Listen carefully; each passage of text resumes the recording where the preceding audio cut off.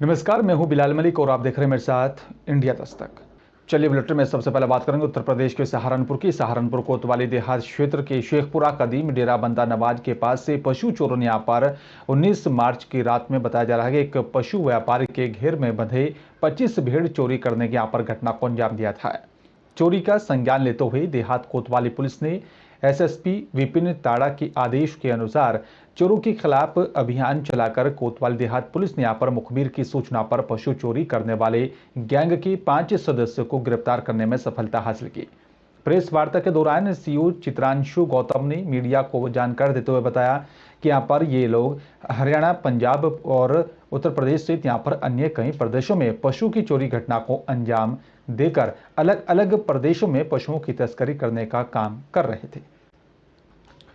और गुजरात से उत्तर प्रदेश के सहारनपुर में ट्रेनिंग लेने आई वायुसेना की एक ऑफिसर की यहां पर संदिग्ध हालत में मौत हो गई है।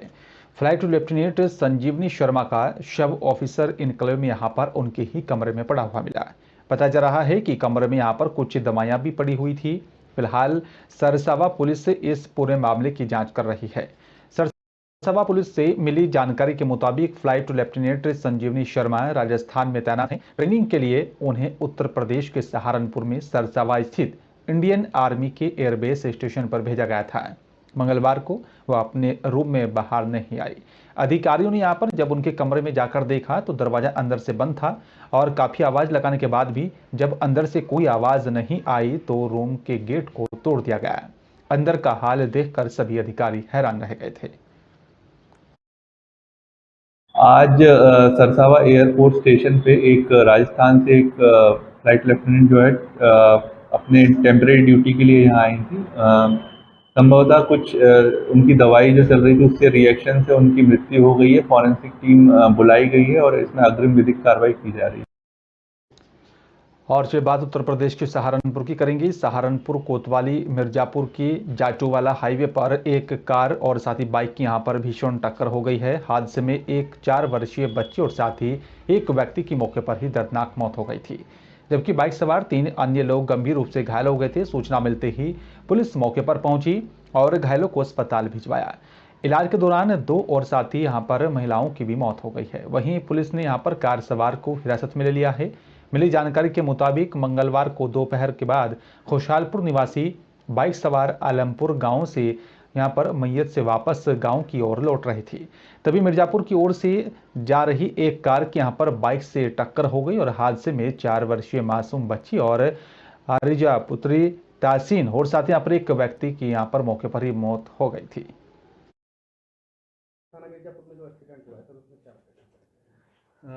थाना मिर्ज़ापुर में एक रोड पर ग्राम असगरपुर पड़ता है, वहाँ पर एक एक्सीडेंट की सूचना अभी प्राप्त हुई है, जहाँ पर एक तेज़ गति से कार आ रही थी i20 और सामने जिसकी टक्कर बाइक से हुई है, हीरो बाइक थी। उस पर एक चालक समेत 2 महिलाएं और उनके हाथ में छोटे छोटे 2 बच्चे थे। एक की 4 माह की उम्र थी और एक 4 साल का था करीबन।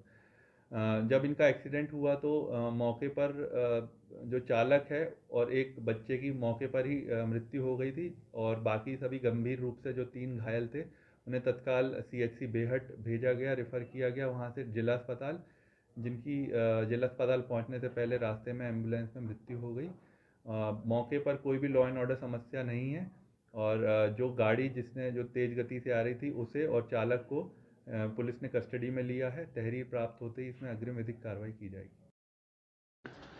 और हल्द्वानी पहुंचे मुख्यमंत्री पुष्कर सिंह धामी का पार्टी कार्यकर्ताओं ने जोरदार स्वागत किया। इस दौरान यहां पर पार्टी पदाधिकारियों से मुलाकात करते हुए सीएम ने उनके हालचाल भी जाने।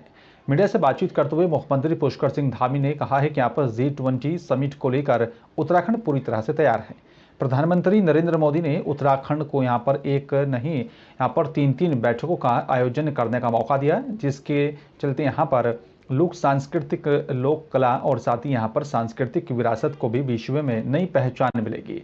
इसके साथ ही यहां पर मुख्यमंत्री पुष्कर सिंह धामी ने कहा है कि 4 धाम यात्रा को लेकर सरकार भी पूरी तरह से तैयार है और सभी तैयारियों को लेकर जोर शोर से कदम उठाए जा रहे हैं। और चलिए बात अब हरिद्वार की करेंगे। आपको तो देखिए यहाँ पर हरिद्वार की गुरुकुल कांगड़ी यूनिवर्सिटी में केंद्रीय गृह मंत्री अमित शाह के यहाँ पर कार्यक्रम को लेकर बड़े पैमाने पर तैयारियां चल रही हैं। अमित शाह का यहाँ पर यूनिवर्सिटी के 113वें दीक्षांत समारोह में शामिल होंगे। समारोह के दौरान यहाँ पर अमित शाह को यहाँ पर यूनिवर्सिटी विद्यामातृ की भी यहाँ पर उपाधि से भी नवाजा जाएगा। हरिद्वार स्थित गुरुकुल कांगड़ी यूनिवर्सिटी का इतिहास करीब 125 साल पुराना है। आर्य समाज के प्रमुख संत रहे स्वामी श्रद्धानंद ने यहाँ पर साल 1902 में यूनिवर्सिटी की नींव को रखा था।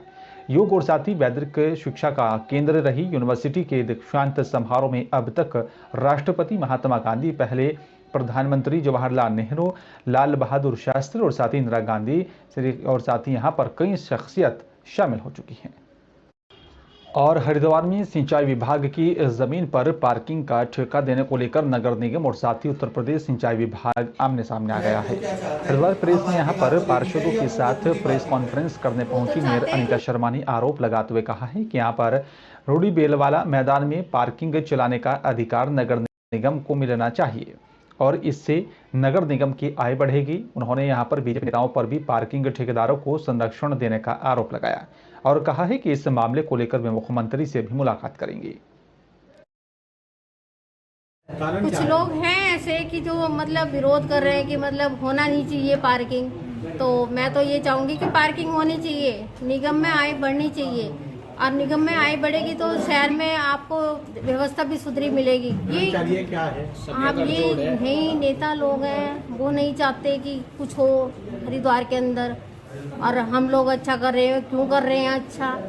तो हम तो चाहेंगे अच्छा होना चाहिए हरिद्वार। जाएंगे देहरादून, सचिव साहब से करेंगे, क्यों नहीं हो रहा, मुख्यमंत्री धामी जी से मिलेंगे, भाई हमारे हरिद्वार में पार्किंग क्यों नहीं हो रही है।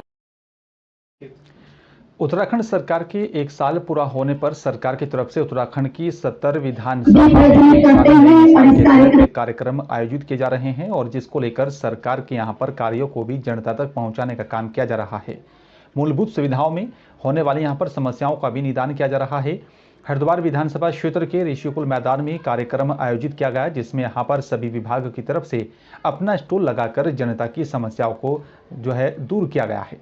स्थानीय विधायक मदन कौशिक का भी कहना है कि यहाँ पर राज्य सरकार का 1 वर्ष पूरा होने पर उत्तराखंड की 70 विधानसभाओं में कार्यक्रमों का आयोजन हो रहा है।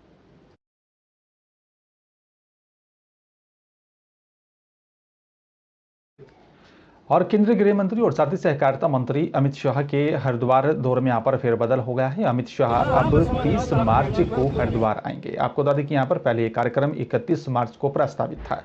केंद्रीय गृह मंत्री के इस कार्यक्रम को लेकर सुरक्षा व्यवस्था के मद्देनजर प्रशासन की तैयारियां पूरी हैं और साथ ही लगातार जोर शोर से तैयारियां की जा रही है। अमित शाह गुरुकुल कांगड़ी यूनिवर्सिटी के दीक्षांत समारोह में शामिल होंगे। साथ ही हरिद्वार के ऋषिकुल ग्राउंड में यहाँ पर सहकारिता विभाग की उद्घाटन कार्यक्रम में भी शामिल होकर जनसभा को संबोधित करेंगे। ये एक दिवसीय प्रोग्राम है माननीय केंद्रीय मंत्री गृह का जो है यहाँ पर, और इसमें 3 जगह प्रोग्राम अभी प्रस्तावित है। क्योंकि अभी जो प्रोग्राम आया उसके अनुसार हमारे 3 जगह प्रोग्राम जो पतंजलि, गुरुकुल और ऋषिकुल में भी होगा। तो इसको देखते हुए प्रशासन, पुलिस की टीमें लगी हुई है, संबंधित विभाग भी लगा हुआ है और जो उनके मानक है सुरक्षा व्यवस्था के उसको देखते हुए सुदृढ़ व्यवस्था की जाएगी। क्योंकि काफ़ी बड़ी तादाद में यहाँ पब्लिक के और जो कोऑपरेटिव का जो प्रोग्राम है उसमें भी कोऑपरेटिव के लोग करीब 8-10 हज़ार की संख्या जैसा अनुमानित अभी मुझे पता चला आएगी। तो उसको देखते हुए ट्रैफिक यातायात व्यवस्था को भी सुचारू रखना, इन सभी व्यवस्थाओं को लेके प्रशासन और पुलिस साथ में इसमें हम लोग इस पर लगे हुए हैं तैयारी में। जो अभी सहकारिता विभाग की तरफ से बताया गया है उसके हिसाब से यहाँ का कार्यक्रम है और कोऑपरेटिव डिपार्टमेंट्स की कई योजनाओं का वहाँ उनको शिलान्यास मतलब उद्घाटन भी करना है। साथ ही साथ जो टेंटेटिव जानकारी उसके हिसाब से गुरुकुल कांगड़ी में कन्वोकेशन का प्रोग्राम है और पतंजलि योग पीठ में संन्यास दीक्षा का कार्यक्रम है। ये तो संबंधित विभाग बताएगा कि कितनी लाभार्थी आएंगे, उस योजना से जुड़े कितने लोगों को बुलाया जा रहा है।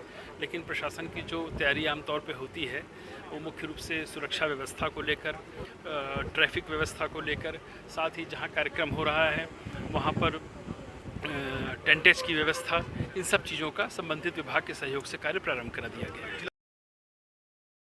फिलहाल मेरे साथ सिर्फ इतना ही। नमस्कार।